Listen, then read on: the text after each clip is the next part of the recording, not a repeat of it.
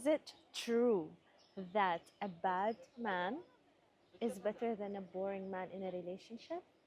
I'd say that the worst thing that you can do as a man in a relationship is to be boring. And I would say that is literally worse than actively being bad. Women tend to leave men who are boring, men who don't spike their emotions. They very often tend to stay in very toxic relationships with men who bring them down and make them feel miserable.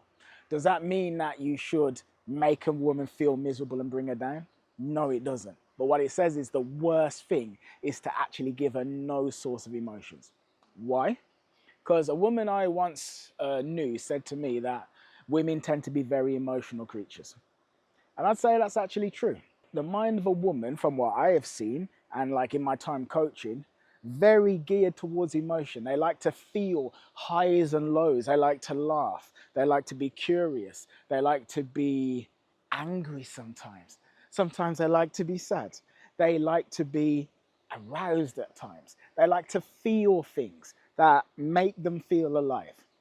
A man who is treating a woman badly, while he's doing bad things by treating her badly and he shouldn't do it, he is giving her more than the other man, because the man who is boring is just flat, like so. And there's almost nothing there. So we hear this thing about like masculine polarity, and there's the feminine energy and masculine energies, and they're kind of different, but opposites attract, and it creates this almost magnetic force between them. But the man who is boring is literally giving nothing. There is nothing there whatsoever. And women hate that guy.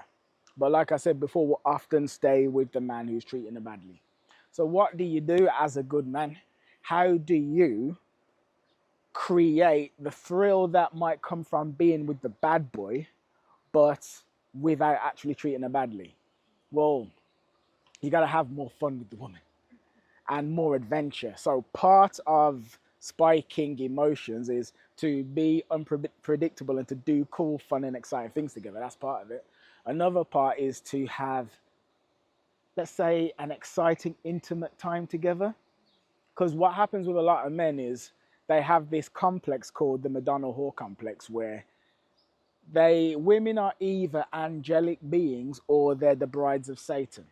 And then when you get with a woman, she has to be this angelic being.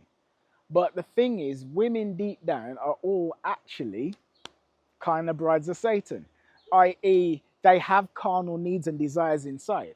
But if you're seeing your woman as an angelic being, like a Disney princess, and then you will not enter certain, let's say, territories with her because you must see her as this angelic being, then that's going to create this kind of like flat line where there's a deep and core and intrinsic part of herself that isn't really being expressed around you. And she's feeling less alive, less passionate, less, I forget the word, but she's feeling less of something anyway.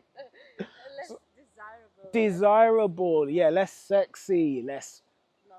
yeah, less loved, less electric. Yeah, there's a good one. So here's some things I would say. You gotta be oh, and then stand your ground as well. Stand your ground, because the man who's treating her badly, he's standing his freaking ground. I want to do this. I don't give a crap what you want to do.